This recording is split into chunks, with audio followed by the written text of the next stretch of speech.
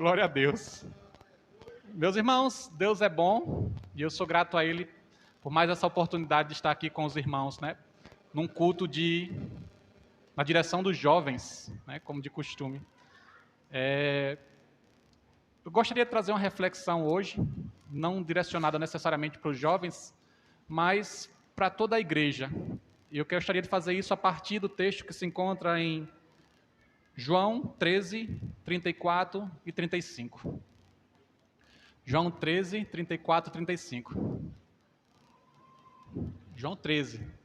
Sueli está perguntando se era João 8, 44. Ela é a cara de João 8, 44. Mas vai ser João 13. Em um outro momento, eu tive a oportunidade de falar sobre o amor de Deus. Hoje eu gostaria de falar sobre o amor ao próximo, a partir desse texto. Então, João 13, 34 e 35, de acordo com a NVI, diz: um novo mandamento lhes dou, amem-se uns aos outros. Como eu os amei, vocês devem amar uns aos outros. Com isso, todos saberão que vocês são meus discípulos, se vocês se amarem uns aos outros. Meus irmãos, eu não sou, pelo menos eu não me acho velho. Eu não me considero velho, mas eu gostaria de começar essa exposição com uma frase muito conhecida. Quando eu era criança, no meu tempo, não faz muito tempo, foi lá na década de 90, para que você tivesse contato com o que está acontecendo no mundo e no Brasil, de certa forma você tinha que ou ler revista, ou jornal, ou assistir jornal. Ou se não era isso, era por meio de alguém que assistia jornal e lia revista que vinha e te contava sobre as coisas. Hoje em dia é um pouco diferente. Hoje em dia o acesso à informação ela está na palma da mão de cada um de nós. Se você tiver acesso à internet ou às redes sociais, você, quer queira ou quer não, vai ficar sabendo do que está acontecendo mundo afora.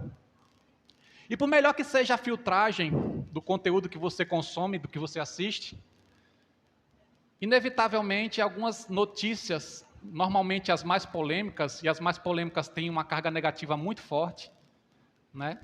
Elas acabam chegando até o nosso conhecimento.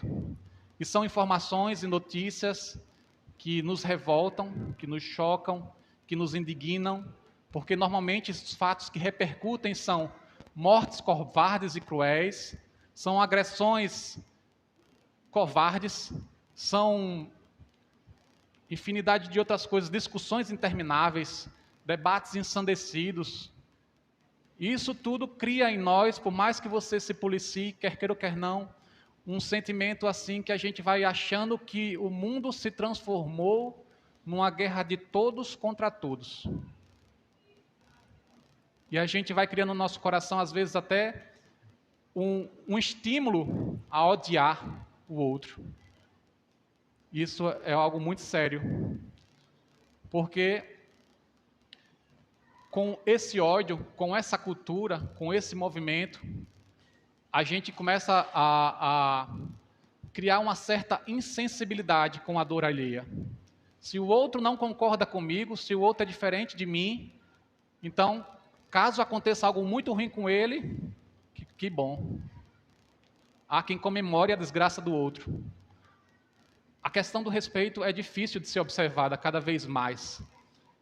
Isso é muito triste, isso é muito sério, porque se nós que estamos vendo o povo lá fora se comportar assim, acho que nós, enquanto igreja, deveríamos pensar que devemos agir de forma diferente. Mas isso é difícil porque mesmo até líderes religiosos, eles entram nesse cenário. Não é difícil ver líderes e pastores, parece que se digladiando em busca de holofotes. Não é difícil ver, às vezes, o debate teológico se transformando em um show, de uma tentativa de um querer humilhar o outro. Termina-se em xingamentos.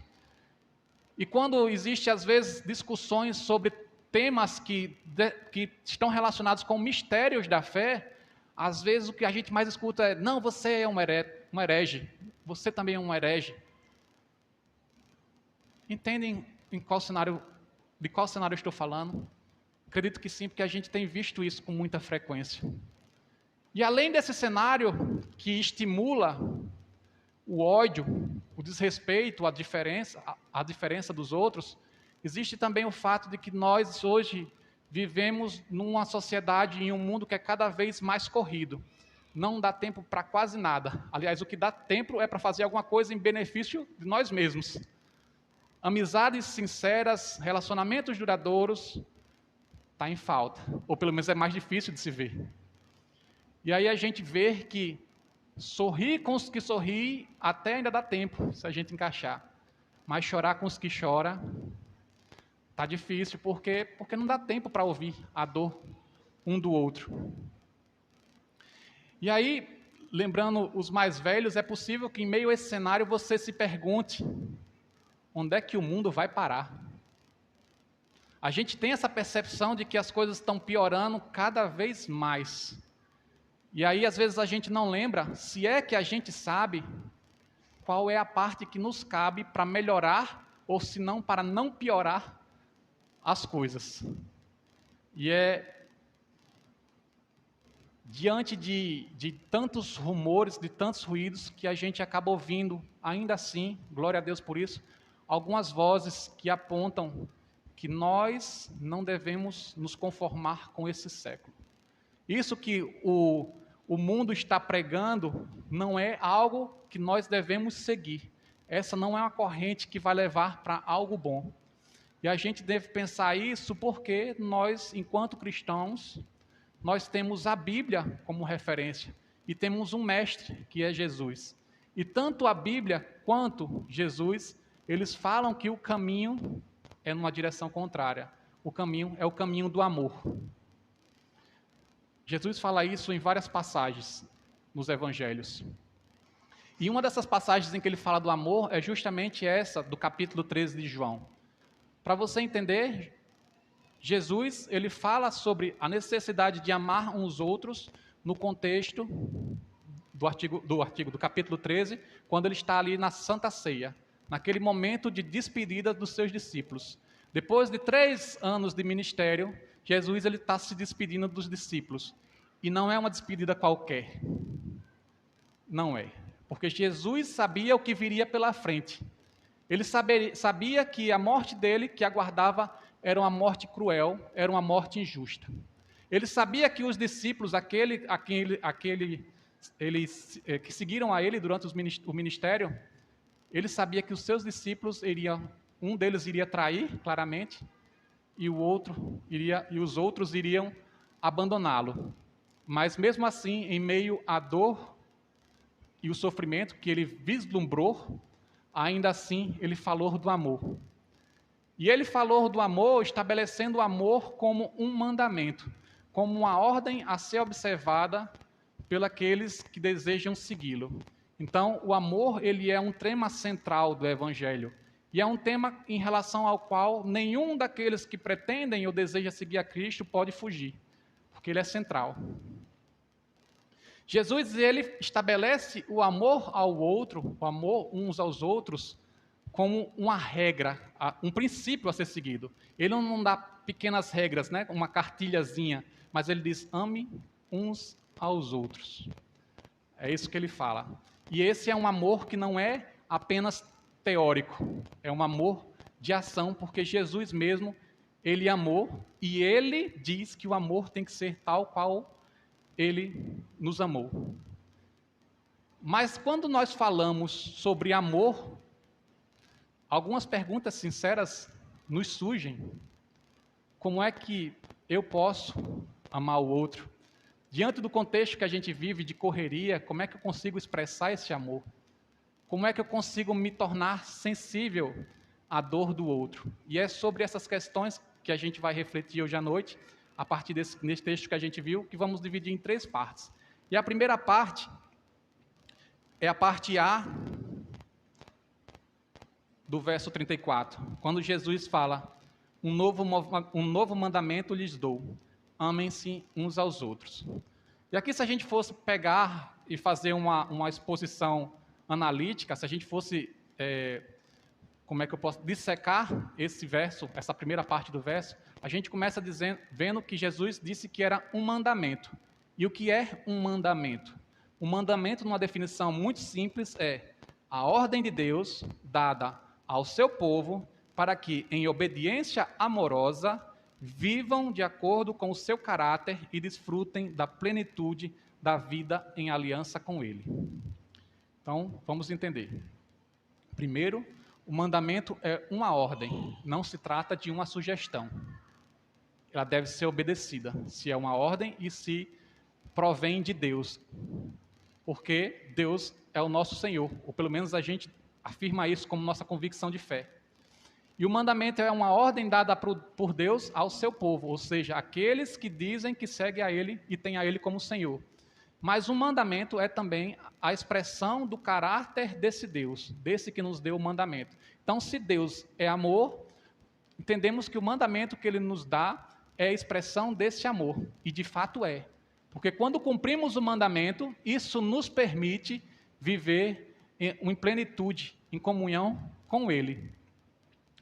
E aí, a gente estabelece uma primeira conclusão, de que em se tratando de um mandamento, não requer o amor ao próximo, que haja em mim, previamente, um assentimento, uma disposição, Obrigado. Esse homem é muito atencioso, né? Oh, meu Deus, ele traz a água, traz o celular até para proteger a folha. É um menino bom. Então, se é um mandamento, a gente deve cumprir independentemente daquilo que a gente sinta, ou independentemente da disposição que nós temos, independentemente das qualidades que o outro tenha. Independente de quem seja o outro, nós devemos amá-lo, porque amar ao outro, ele é um mandamento. E voltando ainda ao verso 34, a gente vê que Jesus disse que é um novo mandamento. Tão novo. Aí alguém pode dizer, Eric, eu estou lendo Levítico e vi lá no capítulo 19, no verso 18 de Levítico, que já constava na lei do Senhor que devemos amar ao próximo. Então, em que medida isso que Jesus está dizendo aqui pode ser considerado algo novo? Em várias razões. Vou te citar 3 pontos. O primeiro ponto é que o texto lá de Levítico, ele traz várias regras daquilo que nós devemos estabelecer no nosso relacionamento com o outro. Aqui, Jesus faz uma coisa mágica, que vem da mentalidade dele. Ele resume tudo aquilo do trato que você deve ter com o outro num único mandamento. Ame. Então, a centralização desse preceito, ele já consiste numa novidade. Não são várias regras pequenininhas, é só um mandamento, é só um princípio, o princípio de amar. Ele também é novo, ele se torna algo novo, porque aqui Jesus estabelece um padrão, um referencial do que seria esse amor. E o referencial é o amor que ele teve por nós. Jesus, ele se coloca como referencial. Ei, é da forma como eu amei vocês, que vocês devem amar. Então, a gente tem agora um referencial. E em terceiro ponto, é que Jesus alargou o entendimento do que seria o meu próximo, o entendimento de quem eu deveria amar. Por quê? Porque quando a gente vai ver lá no texto de Mateus 5, 43, 44, ele diz que no conceito de próximo, eu devo incluir aí também o meu inimigo e aqueles que me perseguem. Perceba que Jesus, ele fala, ele lastece o conceito do próximo, e ele não deixa dúvidas quanto a isso. Ele conta até a parábola do bom samaritano, que é muito conhecida da gente, né? Quem foi que ajudou o judeu que caiu na mão dos salteadores? Não foi o levita, não foi o sacerdote, foi o samaritano. Ou seja, aquele a quem os judeus, de certa forma, tinham um certo ódio. Então, perceba que o conceito de próximo aqui, ele é alargado. E aí, numa linguagem bem jovem, a gente pode dizer, ferrou, complicou. Por quê? Porque amar o próximo, ou amar o outro, já é algo complicado. E ainda mais com essas novidades que Jesus traz, se torna mais complicado ainda, né? E aí, essa dificuldade, a gente consegue perceber desde muito cedo. Semana passada, o teólogo lá de casa me presenteou com outra daquelas pérolas, só a criança pode dar, né? Ele chegou para mim e disse, estava bem chateado mesmo, ele estava chateado. Chegou, papai, olhe, Papai, eu estou me esforçando para ser uma pessoa melhor. Eu estou querendo ser uma pessoa calma. Estou querendo ser uma pessoa paciente. Mas toda vez que eu estou quase conseguindo, vem alguém e me atrapalha. Vem alguém e mexe comigo, fica me provocando. É difícil, papai. E eu me segurei para não rir, né? E nem para dizer assim, né? Bem-vindo ao mundo, né? Porque caberia, né?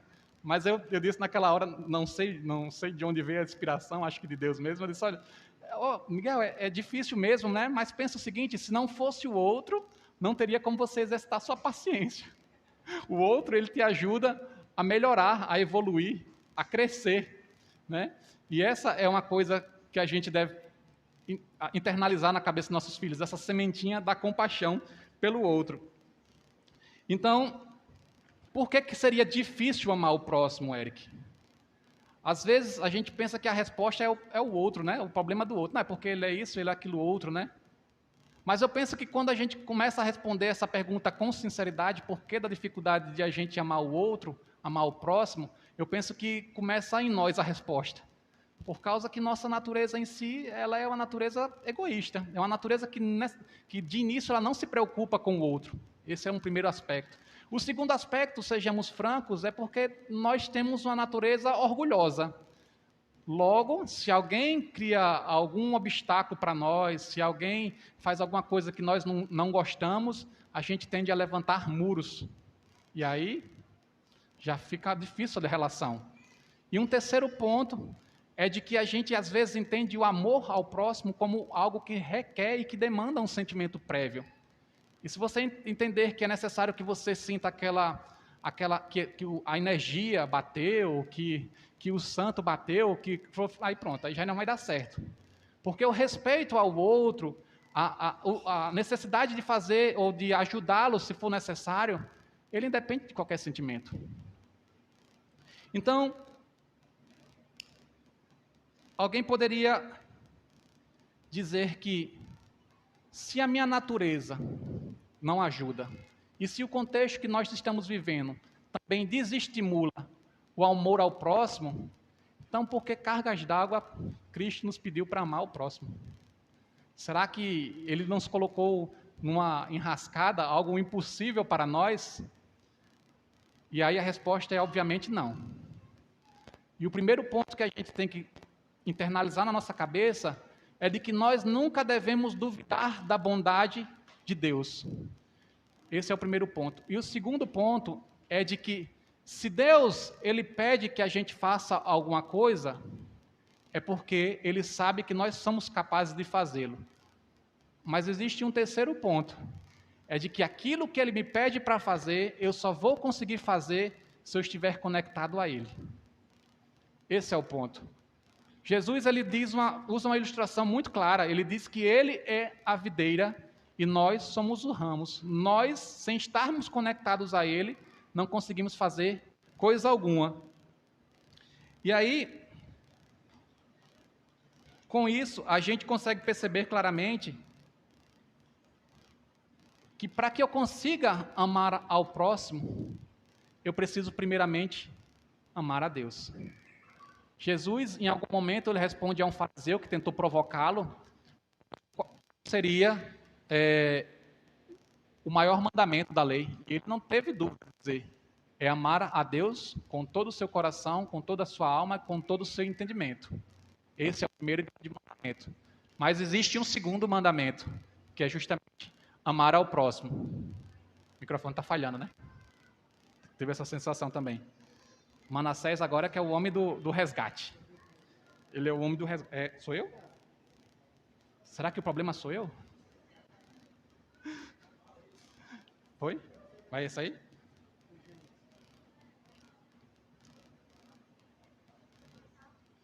Então, meus irmãos, a partir disso, deixa aí de reserva aí, que quando precisar a gente usa. Então, a partir disso, a gente pode estabelecer que amar ao próximo só vai ser possível, se eu entendo que é difícil isso, só vai ser possível quando eu primeiramente amo a Deus. E é por isso que eu preciso do Espírito Santo. Ao mesmo tempo, eu também tenho que entender que amar a Deus e amar ao próximo, eles estão entrelaçados. E a gente vê isso claramente quando João diz que quem não ama não conhece a Deus, porque Deus é amor. Ou seja, não tem como eu dizer que amo a Deus e ao mesmo tempo dizer que não amo ao próximo. Ou seja, se eu amo a Deus, eu não posso ser insensível ao sentimento alheio. E aí, para ter uma ilustração do que é que eu estou dizendo, imagine que você seja um copo. Tenho aqui um copo vazio e um copo cheio. Um copo vazio não sacia a sede de ninguém. Não é verdade? Nem mesmo a nossa. Mas um copo cheio, sim. Se você é o copo, a água tem que ser o amor que brota de Deus. É a partir do momento que você está cheio desse amor, que você pode fazer ou levar esse amor até os outros. Então, numa primeira conclusão, é de que amar ao outro, ele é um mandamento que só pode ser cumprido se nós tivermos uma proximidade, um relacionamento com Deus. O segundo aspecto é o de que o modelo do amor. Como eu os amei, a parte B do verso 34, vocês devem amar uns aos outros. Jesus... Eita, estou tocando seu telefone aqui, viu, Jonas? Não é o meu, não. Não, é só mensagem. Foi só mensagem. Vou nem ver quem é, viu? Então, meus irmãos, Jesus, ele se coloca como um padrão do amor. E quando a gente olha para o amor de Jesus, a gente vê que o amor dele por nós, ele é um amor sacrificial, ele é um amor paciente, ele é um amor incondicional. Jesus é o nosso exemplo irreparável do que seja amor. E isso começa já desde o momento em que ele estava lá na glória com o Pai, e ele decide obedecer ao Pai e dizer assim, cumprir a vontade dele de se encarnar, de se esvaziar de si mesmo e vir até nós, para morrer, para sofrer. E ele não veio até nós em posição de destaque. Ele não veio até nós como um rei na nossa concepção terrena. Ele veio até nós como um filho de carpinteiro. Do ponto de vista social e econômico, Jesus, ele escolheu ser parecido com cada um de nós. E em seu ministério, a gente vê que Jesus, ele de fato vivenciou esse amor. Jesus, ele acolheu todos quanto buscaram a ele. Mas ele não fez apenas isso, ele foi atrás também daqueles que estavam enfermos, dos que eram pecadores. Em relação àqueles que eram rejeitados pela sociedade, Jesus, ele foi atrás, buscou, acolheu. Portanto, o amor de Jesus, ele transcende questões culturais, questões de raça, questões de sexo. Ele se estende a tantos quanto buscarem. E há um aspecto do ministério de Jesus que expressa esse amor, é quando ele diz que ele não veio para ser servido, ele que tinha todo o direito de ser servido, mas ele veio para servir. E ele ensinou aos discípulos dele de que aquele que quiser ser maior no seu reino, seja então o escravo de todos. E aí é interessante que quando Jesus diz esse ensinamento, ele está respondendo aos discípulos. Lá em Marcos 10, 43, 45, né, quando Jesus vai falar isso, se você voltar um pouquinho, está havendo uma briga, uma discussão entre os discípulos. Por quê? Porque Tiago e João, os filhos de Zebedeu, eles foram até Jesus e pediram para se sentar um à direita e um à esquerda de Jesus. Mateus disse que foi a mãe deles, mas Marcos fala que foi eles que foram atrás. E aí a discussão começa, o mal-estar começa entre os discípulos. E aí é que Jesus dá esse ensinamento de que nós devemos servir uns aos outros. Mas eu tenho para mim, meus irmãos, é uma opinião minha, de que a indignação dos outros discípulos não era propriamente porque eles tivessem compreendido a natureza do reino de Deus e, portanto, tivessem entendido que aquele pedido de Tiago e João era descabido. Não, eu acho que a indignação foi pelo fato de não ter sido eles que também externalizaram esse pedido e essa vontade que também estava no coração deles. Porque esse desejo de proeminência, esse desejo de chamar de estar no centro das atenções, de estar sendo, digamos assim, protagonista, ele é algo que nasce na nossa natureza humana, mas também é algo que é estimulado pela cultura. Quer ver? Alguém aqui já ouviu a frase: fale mal, mas fale de mim.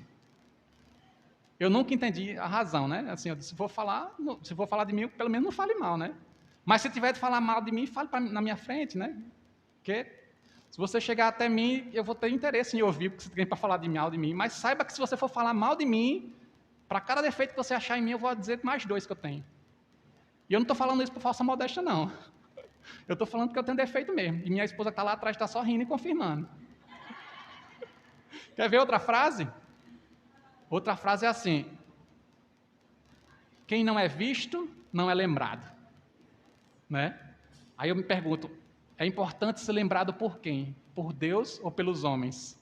Se você ainda está em dúvida sobre por que é importante ser lembrado, leia a história de José lá no Egito, que foi esquecido.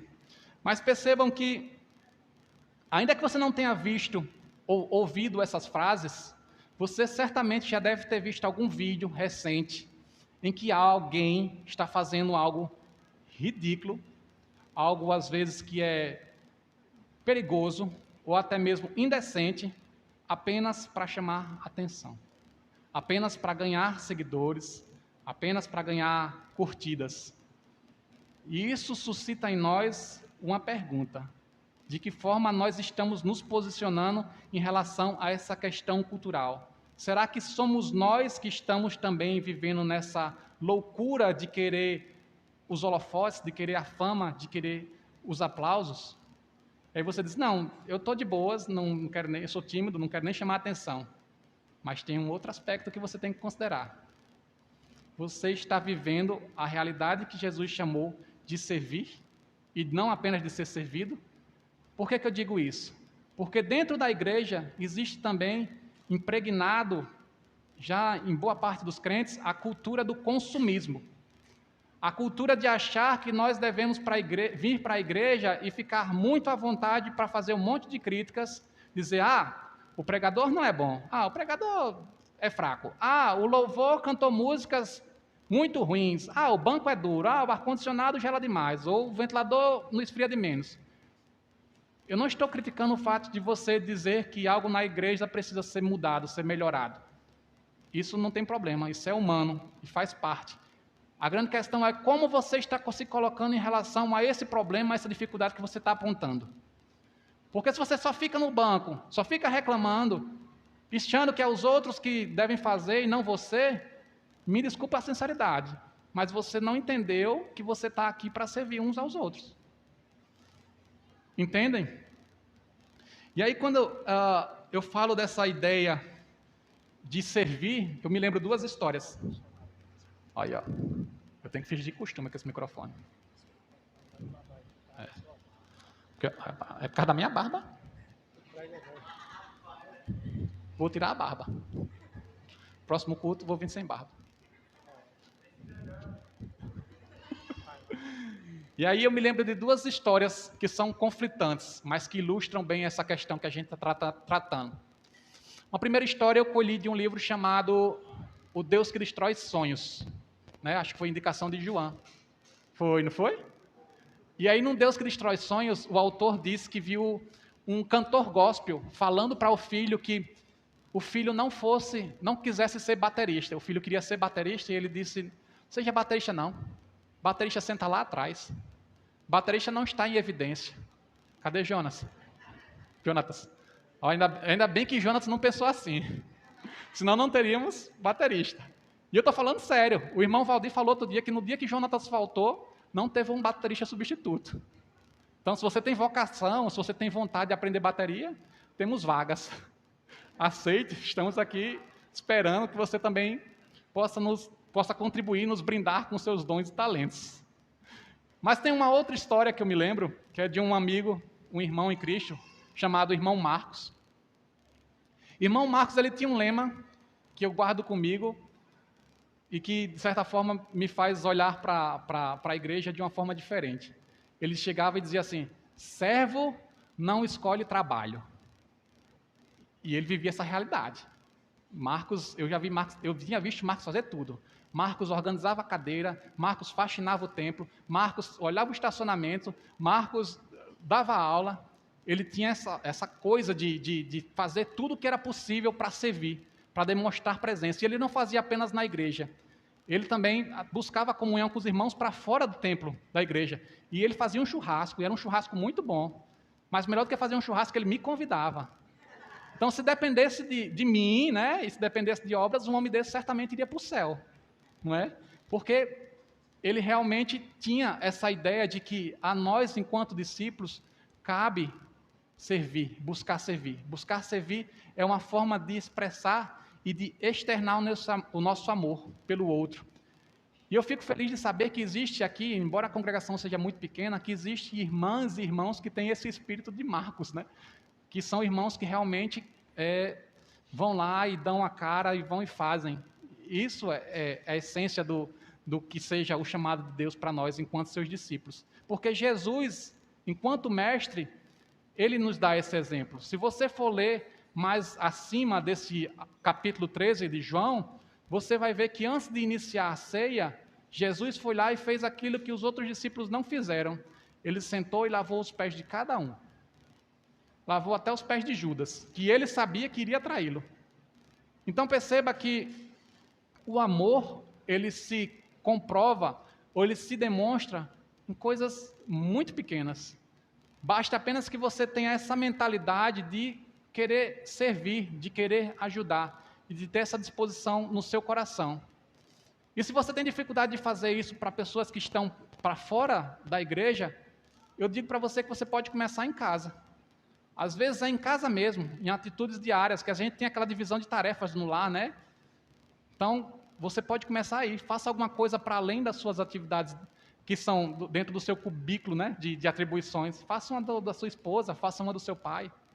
Minha esposa, ela tem um canto da sereia, né, e ela disse certa vez que lavar a louça no lugar dela, se eu lavasse a louça no lugar dela, eu estaria dando uma grande demonstração de amor para ela. Eu caí nessa besteira, eu estou lavando a louça até hoje. E aí é que é interessante, né? Se você me perguntar para mim se você gosta de lavar a louça, eu vou dizer, se fosse alguns meses atrás, eu dizia, eu detesto. Hoje já está melhor, já estou me acostumando. Porque eu sei que eu estou fazendo, mesmo não gostando, mas eu faço porque também o amo. Mas você está reclamando que não é para dizer essas coisas? Ah, lavar roupa também, né? Não, lógico, tem um monte de atividades e atribuições que a gente precisa distribuir para comprovar o nosso amor. Amém, meus irmãos? E um terceiro ponto dessa mensagem é quando Jesus diz que, no verso 35, ele diz, com isso todos saberão que vocês são meus discípulos, se vocês se amarem uns aos outros. E o que é interessante desse verso? O interessante desse verso que é o que chama a atenção ou o que comprova que alguém é discípulo de Jesus não vai ser a beleza do templo. Não vai ser. Não vai ser o fato de estarmos ou termos acomodações confortáveis. Não vai ser isso. Vai ser o fato de nós amarmos uns aos outros. E esse é um amor que não é meramente em teoria. Ele é prático. E a gente tem vários textos que falam isso. 1 de João, capítulo 3, verso 18, diz, não amemos de palavra nem de língua, mas de fato e de verdade. Portanto, o amor não pode ficar apenas no discurso. Tiago 2, 15 e 17, ele é mais enfático ainda. Ele fala, se um irmão ou irmã estiver necessitando de roupas e do alimento de cada dia, e um de vocês lhe disser, vá em paz, aqueça-se, alimente-se, até satisfazer-se, sem porém dar-lhe nada, de que adianta isso? Assim também a fé, por si só, se não acompanhada de obras, está morta. Meus irmãos, isso chama a atenção de que nós devemos sair de nossa zona de conforto. Se nós queremos, ou se nós esperamos que o mundo seja melhor, nós precisamos ter a ideia de que devemos canalizar o amor que demos ou que recebemos de Deus.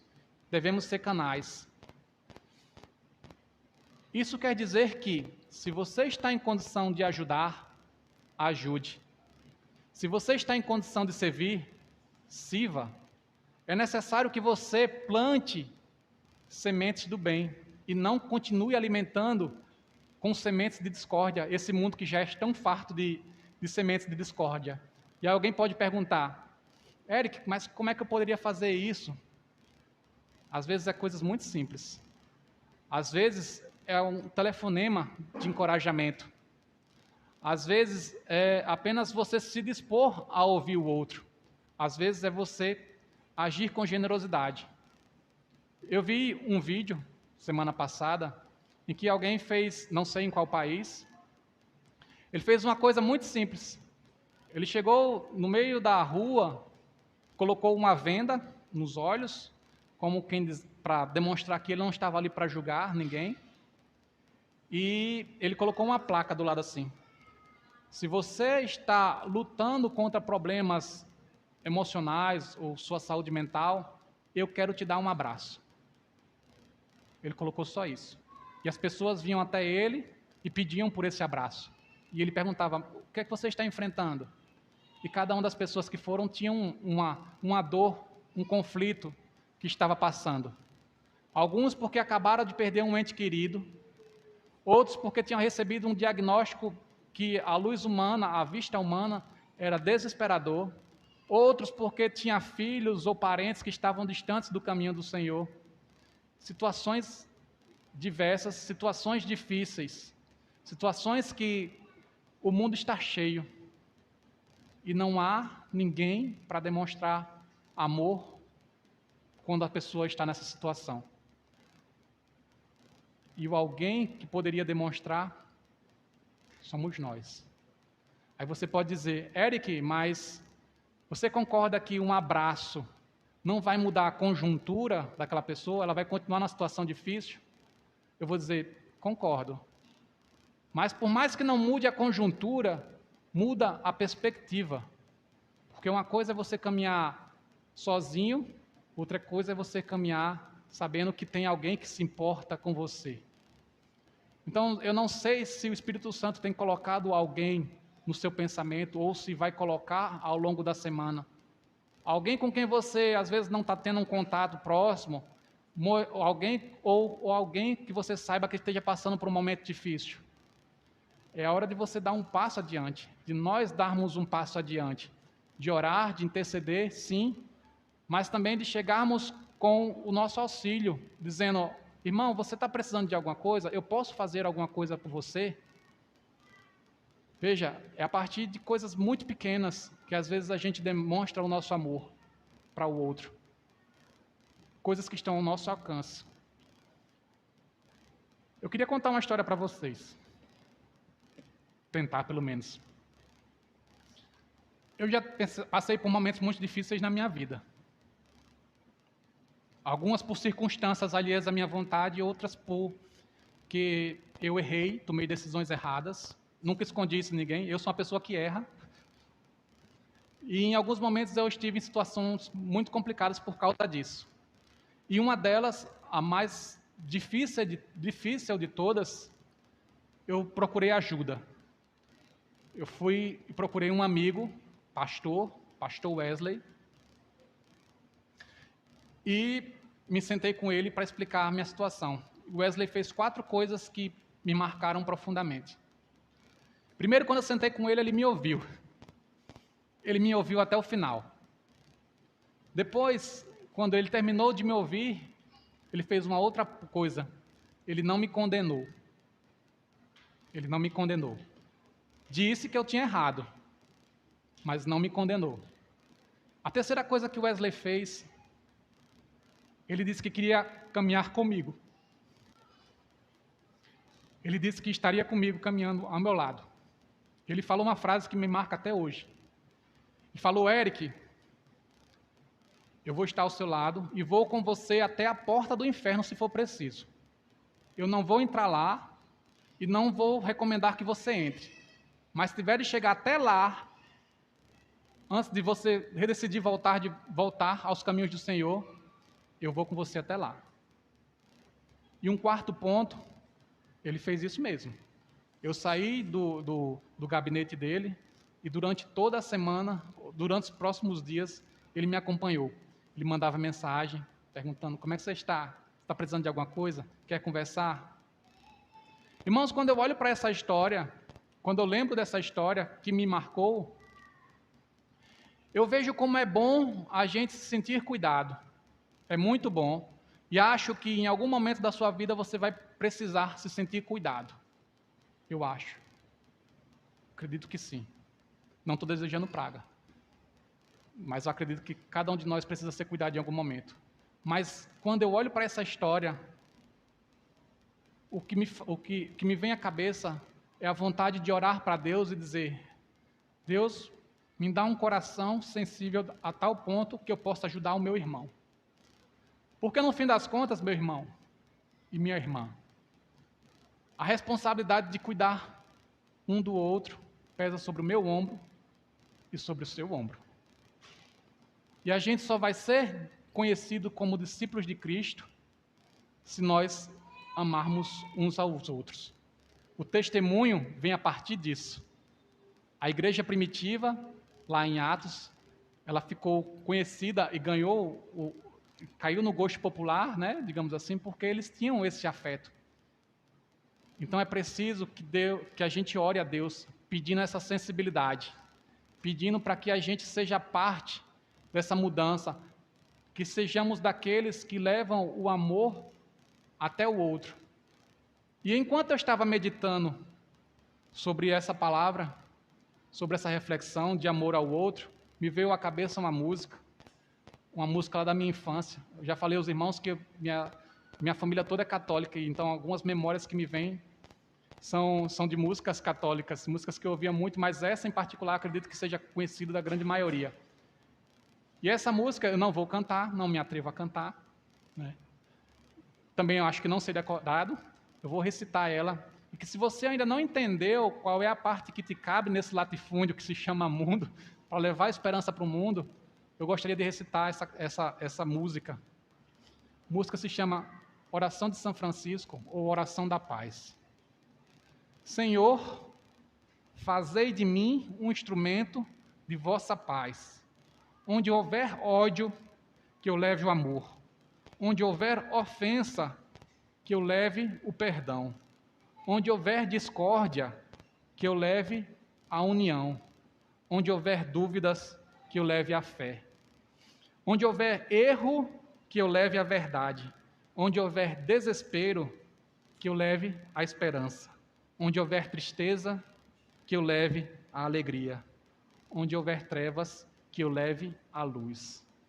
Ó Mestre, fazei que eu procure mais consolar do que ser consolado, compreender do que ser compreendido, amar do que ser amado, pois é dando que se recebe, é perdoando que se é perdoado, e é morrendo que se vive para a vida eterna. Esse é o chamado que Deus colocou para nós. Esse é o mandamento que nós devemos observar. Recapitulando essa mensagem, amar ao próximo, ele é um mandamento que requer que nós amemos primeiro a Deus. Nós temos um padrão e um referencial do que seja esse amor. É o amor que Cristo teve por nós, que foi demonstrado durante o ministério dele, mas que também foi vivenciado pelos seus discípulos verdadeiros. E nós devemos obedecer esse mandamento, a esse chamado, porque essa é a forma que temos de testificar que somos de fato discípulos de Cristo. Então que o Senhor possa tocar o meu e o seu coração, para que a gente tenha a sensibilidade de saber e de perceber que o outro, tal como eu e você, somos sim alcançados pela graça e pela misericórdia de Deus. Amém, meus irmãos?